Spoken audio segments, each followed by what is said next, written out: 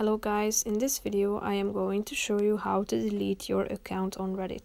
But first I just want to mention, don't forget to subscribe to my channel because at 10,000 subscribers I am going to show you my whole YouTube revenue statistics and growth strategy, how to make money online. So let's jump into it. First of all, open the application on your phone, then tap on your profile icon, your avatar that you can find in the upper right corner of the screen. Tap on settings down below, which is the last option. Then scroll down till you find the delete account button in the support section. Tap on it and then confirm your this process by tapping on the button yes delete.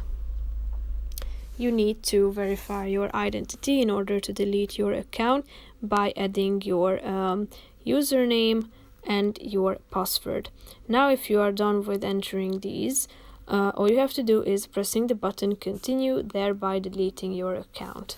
So that's pretty much it for this video. I hope you found it helpful. If you did, consider subscribing and see you in the next video. Bye bye.